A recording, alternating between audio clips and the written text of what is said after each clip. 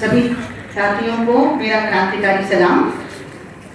और AIDSO के साथियों से मेरा साबका पहले दिल्ली यूनिवर्सिटी में हुआ, जब हम लोगों ने मिल के कई सारी जो इस तरह की नीतियाँ थी प्राइवेटाइजेशन की या गुणवत्ता जहाँ पे खराब हो रही थी, इस सरकार के आने से पहले जो पिछली सरकार थी वो भी कर रही थी ऐसे काम।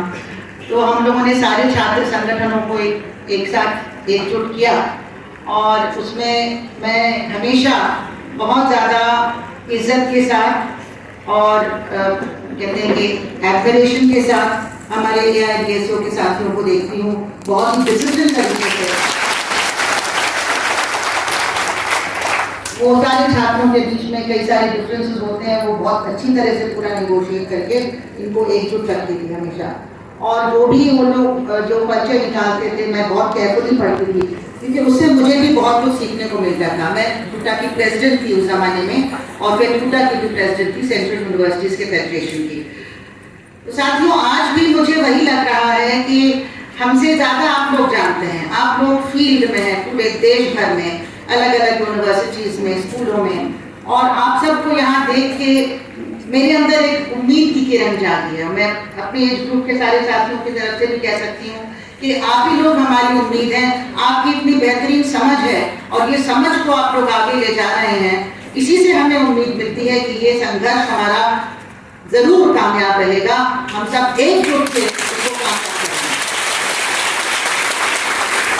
मैं सिर्फ आपकी आवाज में, और जो आपके सारे वक्ता थे, मैं चाहती कि मैं सारे लोगों को सुनूं। जो कुछ भी मैंने सुना, मैंने साथियों ने देखा होगा, मैंने बड़े केयरफुल नोट्स भी लिए हैं। मैंने सबका नोट किया है कि क्या क्या आप लोग अपना एक्सपीरियंस, अपना नज़रिया बता रहे हैं। वो मेरे लिए भी बहुत वैल्यूबल है, क्योंकि मैं इसको वापस ले जाऊंगी दिल्ली, और जहाँ पे हमारे अलग अलग संगठन मिलेंगे मैं उनके सामने आपकी बात भी रखूंगी, ताकि आपके जो हमारा जो शेयर्ड एक्सपीरियंस है वो पूरे देश में, बल्कि हमारे कितने सारे सिमिलैरिटीज़ हैं जो आप लोग एक्सपीरियंस कर रहे हैं, हम दिल्ली यूनिवर्सिटी में एक्सपीरियंस कर रहे हैं, JNU में एक्सपीरियंस कर रहे हैं, जामिया में कर रहे हैं। और हम लोग, दिल्ली यूनिवर्सिटी एक बहुत बड़ी यूनिवर्सिटी है इन द सेंस कि वहाँ पे एक फेडरल यूनिवर्सिटी है। वो फेडरल यूनिवर्सिटी में आपके बहुत सारे जो कॉलेजेस एफिलिएटेड हैं वो उसकी कंस्टिट्यूट हैं।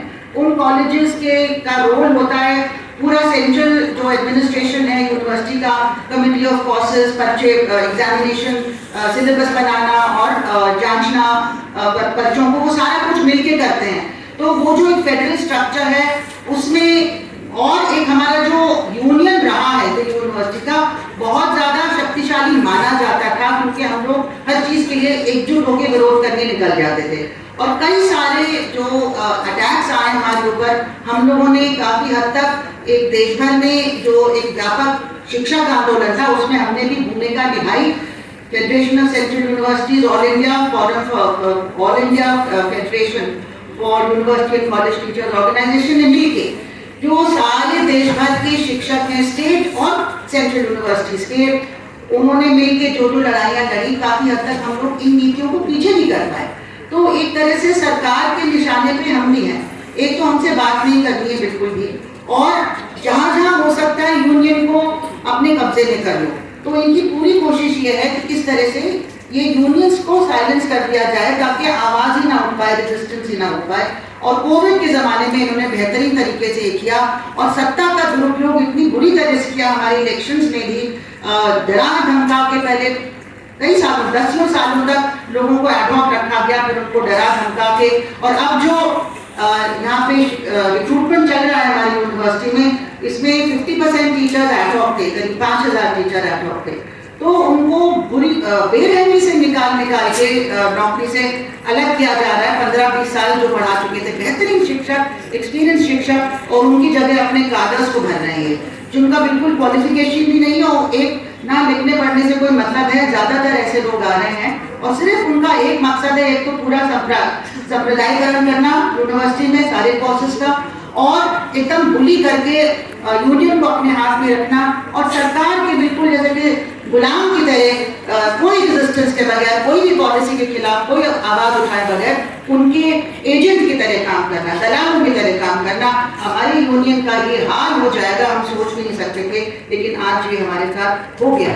तो साथियों, जो आप लोगों ने जो बातें शेयर की, ये पॉलिसी पहली बार देश में ऐसी पॉलिसी बनाई गई जिसमें कोई भी रिसर्च नहीं किया गया, कोई पहले का सर्वे नहीं कि हमारे देश के हालात क्या है, हमारे लोगों की ज़रूरतें क्या हैं और क्या क्या मीटिंग्स की पूरे देश भर में। जैसे कि 1948 में राधाकृष्णन कमीशन बनने के रिपोर्ट आने से पहले किया गया था, या 1966 to 68 में जो कोठारी कमीशन की रिपोर्ट थी, उसके पहले भी 2 साल तक कई हजार मीटिंग्स हुई थी और उनका जो निचोड़ निकाल के लाए थे कि ये ज़रूरत है हमारी। और हमेशा ये समझ थी कि हमारे देश में पब्लिक फंडेड एजुकेशन क्यों इतना ज़रूरी है, क्योंकि हमारे देश में हजारों सालों से गैर बराबरी, फ्यूडलिज्म, पेट्रियार्की सारी चीज़ें हैं और उसको दूर करने के लिए, सही मायने में डेमोक्रेसी लाने के लिए ज़रूरी है कि पब्लिक फंडेड एजुकेशन हो, क्योंकि वही अफोर्डेबल होगा। हम जो कहते हैं फ्री होना चाहिए, जब आप रोजगार नहीं दे सकते तो आपको पैसा लेने का क्या हक है, एकदम फ्री होना चाहिए। जैसे फिनलैंड में जो है कि आपका केजी से पीजी तक पूरा फ्री है, तो ये हमारे देश में अगर होता, दोहरी शिक्षा नीति नहीं होती और शुरू से अगर हम ऐसा करते तो शायद ये हाल हमारा नहीं होता। लेकिन यहाँ पे अफोर्डेबल तो छोड़ दीजिए, अब इतना महंगा किया जा रहा है कि सिर्फ मतलब पूरा का पूरा मार्केट को एक प्लेट में रख के दिया जा रहा है कि आप चलाओ। तो जो इस पॉलिसी में बिना कोई रिसर्च के, बिना कोई कोट करे कि ये हमने सर्वे किया या ये रिसर्च किया, एक कमेटी के जो ओपिनियंस हैं कि हमारा ये मानना है कि ऐसा होना चाहिए। आपके मानने से क्या होता है? हिंदुस्तान की असलियत क्या है? क्या सबसे ज्यादा जरूरी है कि हमारे लोगों को एक्सेस मिले, शिक्षा, अच्छी क्वालिटी शिक्षा का एक्सेस मिले, तभी तो जैसे राधाकृष्णन जी और कोठारी कमीशन में और भी जितनी नीतियां बनी हैं उसमें यही था कि डेमोक्रेसी अगर हमें देश में एस्टैब्लिश करनी है, लानी है, तो हमें हर नागरिक को एम्पावर करना है शिक्षा, गुणवत्ता वाली शिक्षा के थ्रू।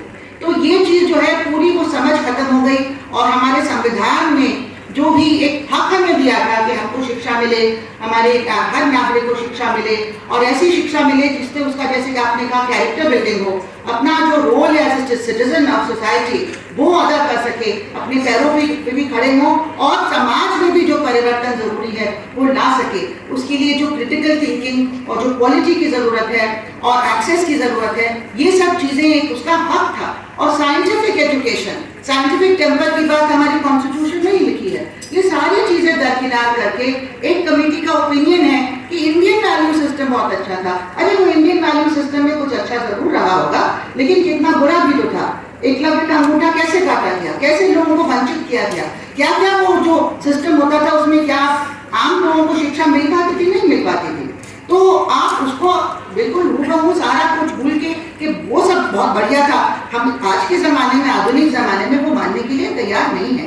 लेकिन उसमें बार बार इंडियन नॉलेज सिस्टम हर जगह ऊपर से लेके नीचे तक, यानी कि वो ब्राह्मणवाद को दोबारा एस्टैब्लिश करना चाह रहे हैं, वो मनुस्मृति को दोबारा एस्टैब्लिश करना चाह रहे हैं, वो हमारे संविधान में विश्वास ही नहीं रखते हैं, वो मनुस्मृति में विश्वास रखते हैं और हमारे कॉन्स्टिट्यूशन में और हमारा जो सेक्युलरिज्म है और हमारा जो भी वैल्यूज उसमें दिए हैं उसके ओपनली खिलाफ आते हैं ये। तो साथियों, कोई ताज्जुब की बात नहीं है इस तरह की पॉलिसी ये लाए, और वो भी कोविड के बीच में, जब पैंडेमिक में सेकेंड वेव मतलब इतना बुरा हाल हो गया था, उसके बजाय वहाँ पे अपना तवज्जो देने के पीएम साहब कहते हैं कि हम नई शिक्षा नीति ला रहे हैं और जुलाई में आ भी गई और उसमें ऑनलाइन शिक्षा उसकी आत्मा है, ऑनलाइन शिक्षा उसकी आत्मा है। तो हमारे कान में खड़े हो गए, ऑनलाइन शिक्षा आत्मा कैसे हो गई, जिसकी वजह से 2 साल इतनी तबाही मची है स्कूलों में, कॉलेजेस में, बच्चे कुछ नहीं सीख पाए। मैं जानती हूँ, मैं शिक्षक हूँ, सारे शिक्षक यहाँ जानते हैं कि ज़्यादातर लोगों के पास कोई डिवाइस नहीं होता है, स्मार्टफोन, बिजली तक नहीं होती है, इंटरनेट कनेक्टिविटी कहाँ से आएगी। और जिनके पास है भी, मैं सेंट स्टीवेंस कॉलेज में पढ़ाती हूँ दिल्ली यूनिवर्सिटी में, जो एक मतलब काफ़ी एलीट कॉलेज माना जाता है, वहाँ भी लोगों के पास डिवाइस नहीं है, और अगर है भी तो वो एक स्क्रीन के सामने बैठ के पढ़ने से आप कुछ सीखते नहीं हैं, जो क्लासरूम में आप सीखते हैं, जो एक दूसरे से जो आप कॉलेज में मिलके सीखते हैं, वो ऑनलाइन शिक्षा में स्क्रीन से आप नहीं सीख सकते। तो इतनी ज़्यादा बर्बादी हुई है, तब आप कह रहे हैं कि ऑनलाइन शिक्षा हमारी नई शिक्षा नीति की आत्मा है।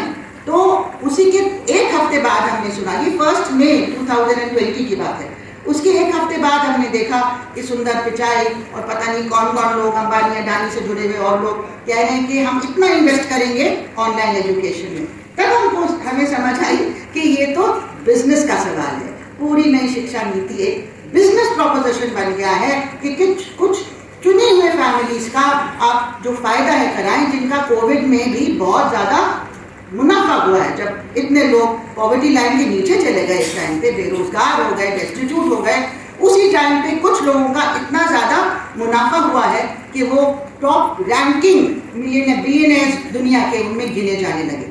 तो साथियों, ये पूरा जो एक बिजनेस का अप्रोच है। दूसरा आप देखिए कि प्रो कॉर्पोरेट तो अप्रोच है ही। दूसरा ये है कि आप अगर प्रो कॉर्पोरेट नीतियाँ बनाना चाहते हैं तो आपको सत्ता में रहना जरूरी है। और सत्ता में क्यों रहेंगे जब आप जनता विरोधी काम करेंगे? तो उसका जो हथियार है वो है सांप्रदायिकरण, कि लोगों को बांट के आपस में लड़वा के, चाहे वो मणिपुर में बंटवा रहे हैं, चाहे वो नू में कर रहे हैं, या पूरे देश भर में जो चल रहा है, आपस में लोग लड़ते रहेंगे तो अपने रोजगार, अपनी शिक्षा, अपने स्वास्थ्य, इन सब चीज़ों के बारे में ना सोच के वो कहेंगे कि वो हमारा दुश्मन है, उसको मारते रहो। तो ये जो एक फॉर्मूला है कि नफरत जो है उसको जिंदा रखें ताकि सत्ता में जो बैठे हुए अपनी पूंजीपति जो ताकतें हैं उनके फायदे के लिए पॉलिसीज बन रही हैं, उन पे कोई सवाल नहीं खड़ा करे। तो इस तरह से जो एक मैरिज ऑफ अलायंस है, marriage of convenience, corporate sector जो इंटरनेशनल कॉर्पोरेट सेक्टर पूंजीवाद है और हमारे जो सांप्रदायिक ताकतें हैं हमारे देश में, इनका जो मैरिज ऑफ कन्वीनियंस है, ये नई शिक्षा नीति इसी का एक स्वरूप है। और इसी के साथ मैं ये शेयर करना चाहती हूँ कि हमने तो शुरू से ही, जब ये 448 पेज का ड्राफ्ट आया था 31 मई 2019 इलेक्शन जीतने के तुरंत बाद, और उसके बाद फिर ये 66 पेज का फाइनल वर्जन आया था जो कैबिनेट से पास हुआ, आज तक पार्लियामेंट से पास नहीं कराया इन्होंने। वो सारी अवैध नीतियाँ जो थी वो सब कैबिनेट से पास थी। कैबिनेट से पास कराने में इनको देर तो लगेगी कि चुटकी भर में पास हो जाएगा, लेकिन वो तक नहीं किया इन्होंने। तो इसको सीधे लागू हर जगह कर दिया इन्होंने, और लागू करने के बाद इस तरह से रेजिस्टेंस लगातार कम हो जाएगी ताकि अल्टीमेटली जब पास होगा तो फिर कहीं से कोई विरोध नहीं होगा। मेरे ख्याल से यही इनकी रणनीति है।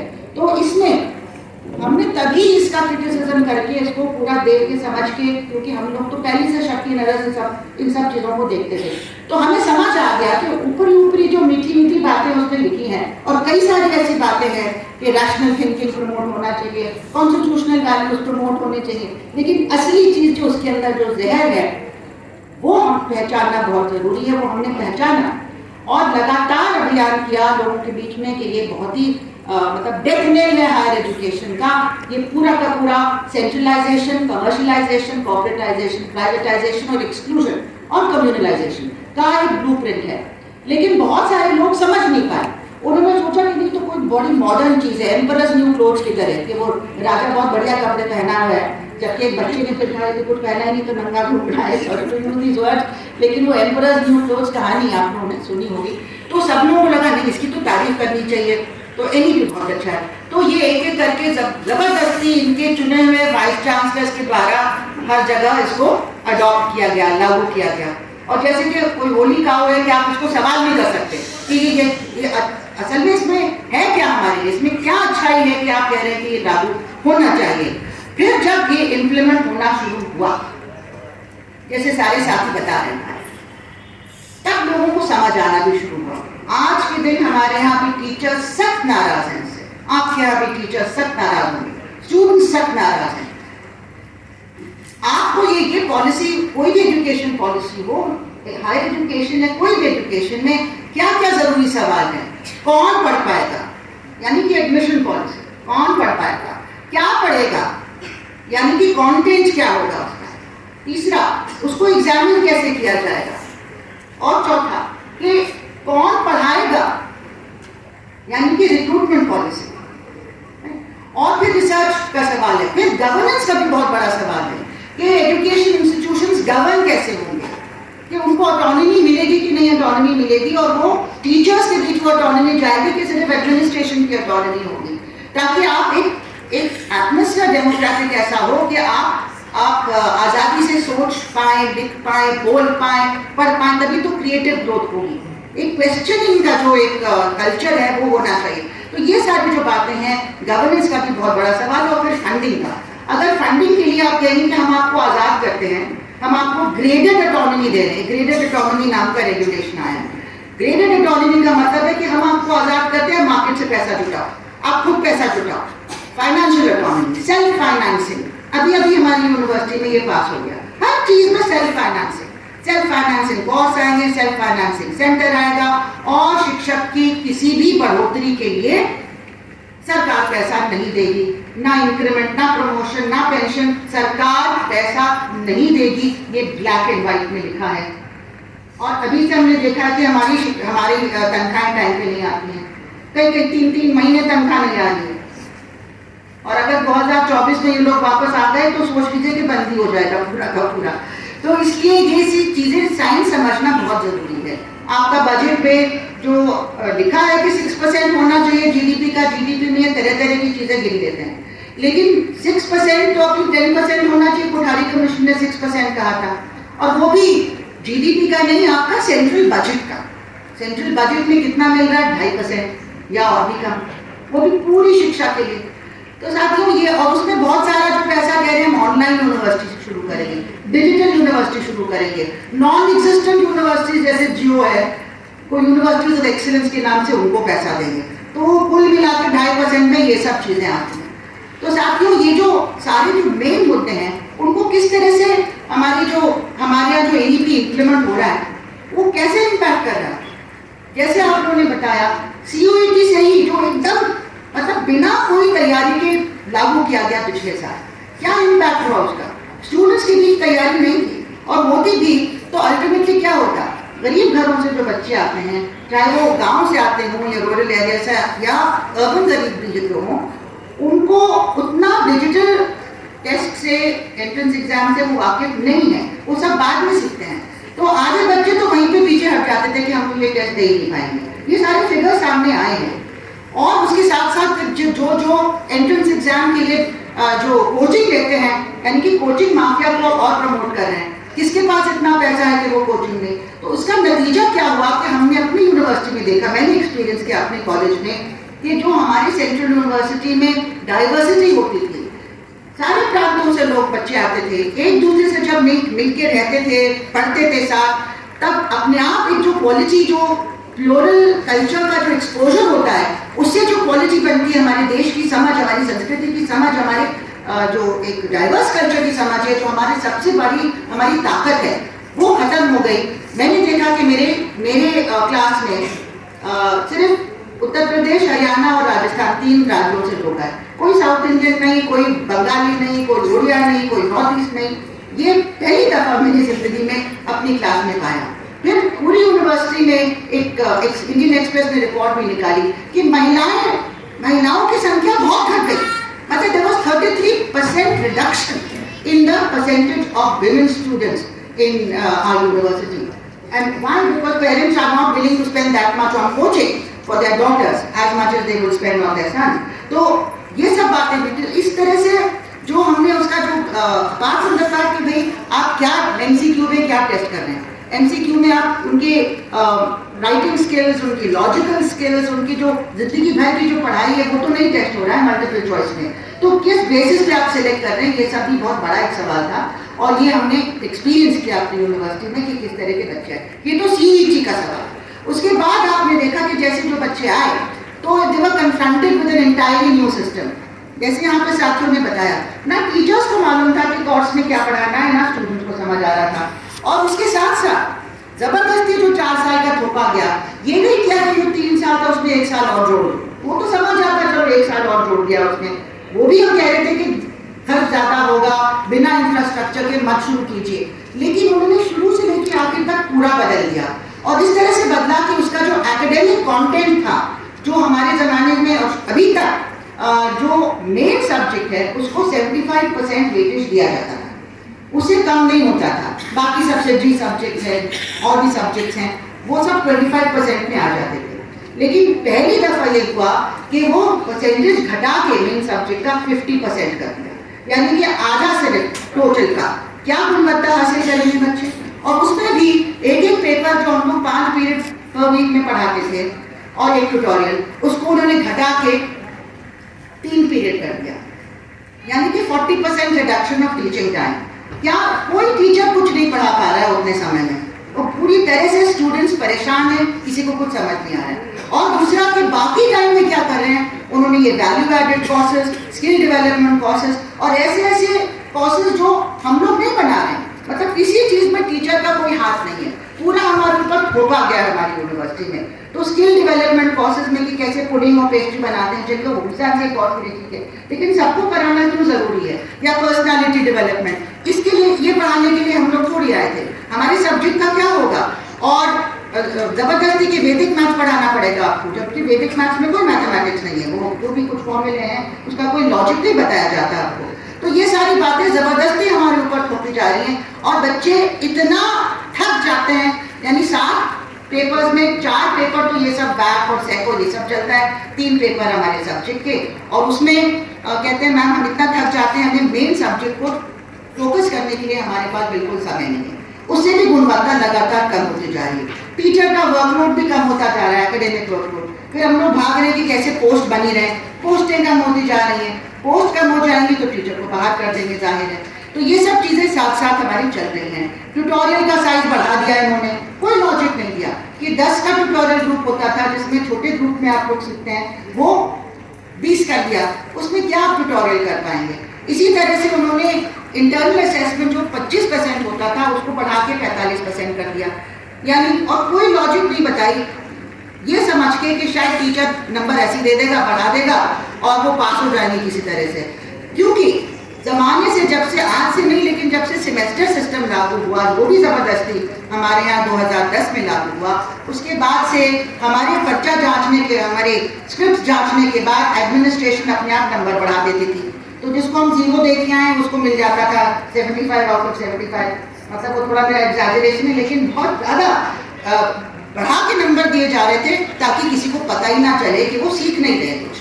तो अब तो और ज़्यादा वो लैक ऑफ ट्रांसपेरेंसी है, पता नहीं चलता है कि क्या हमने नंबर दिए और क्या फाइनली उसका रिजल्ट आया, लेकिन अल्टीमेटली आपकी गुणवत्ता जो है वो बुरी तरह से घायल है। इतने सालों के जो ये चेंजेस आए हैं, और अब जो हुआ वो तो बिल्कुल ही जैसा कहते हैं डेथ नेल है। 1 साल का एमएससी में आप क्या करेंगे, या एमए में एक साल का जो भी पोस्ट ग्रेजुएट कंटेंट है आपका 4थे साल में नहीं डाला गया, तो बिना सोचे समझे आप कहने कि 1 साल का एमए या एमएससी होगा, फिर कहते हैं डायरेक्ट पीएचडी आप कर लीजिए 4 साल के बाद। यहाँ पे तो लोग मजाक कर रहे हैं कि स्कूल के बाद भी पीएचडी की डिग्री पकड़ा दो, क्या जरूरत है कॉलेज जाने की, सिर्फ डिग्री बांटना है तो ये कर दीजिए, मजाक क्यों बना दिया आपने। इस तरह के बहुत सारे चेंजेस जो आए हैं जो घातक हैं। फिर कहते हैं कि आपका अफिलिएटिंग सिस्टम खत्म कर देंगे, तो मैं आ रही हूँ अब इस पे गवर्नेंस पे। अफिलिएटिंग सिस्टम क्यों खत्म करेंगे, कोई लॉजिक नहीं दिया है। अफिलिएटिंग सिस्टम नहीं होना चाहिए, सब अलग अलग होंगे, यानी कि हर कॉलेज अपना एक सेल्फ गवर्निंग इंडिपेंडेंट इंस्टीट्यूशन होगा। ये आपका ये 19.2 क्लॉज है एनईपी में, उसमें भी दिया हुआ है, और ग्रेडेड ऑटोनॉमी जो रेगुलेशन बन गया उसमें दिया है। और हर इंस्टीट्यूशन यानी हर कॉलेज अपने आप में उनका एक बोर्ड ऑफ गवर्नर्स होगा, और वो board of governors A to Z सारी डिसीजंस लेगा, recruitment, qualification, salaries, fees, courses क्या पढ़ाए जाएंगे, किसको रखना है, किसको टर्मिनेट करना है, मतलब एक प्राइवेट मैनेजमेंट की तरह वो चलाएगा। और आप उसको सवाल भी नहीं कर सकते क्योंकि आप कोर्ट में भी जाएंगे, कोर्ट कहता है, पॉलिसी कहती है कि बोर्ड ऑफ गवर्नर्स, जिसको हम बीओजी कहते हैं, वो बीओजी हर चीज़ तय करेगा। तो आपकी सर्विस कंडीशंस खत्म हो गए, आपकी सिक्योरिटी ऑफ सर्विस खत्म हो गई, और स्टूडेंट्स का फीस कितना भी ले लो, ये तो उनको फ्रीडम दी जा रही है कि कितनी भी बढ़ा दो स्टूडेंट्स की फीस। ये सारी बातें उसमें आ रही है साथियों, वो अभी उसके लिए लेजिस्लेटिव चेंजेस पार्लियामेंट में वो 1 दिन में पास कर देंगे। तो ये जो गवर्नेंस में भी जो चेंज आएगा, फाइनली क्या होगा, 50,000 के करीब आपके जो हायर एजुकेशन इंस्टीट्यूशन हैं आज के दिन में, एनईपी में लिखा है कि ये हम रिड्यूस करके 15,000 करने जा रहे हैं।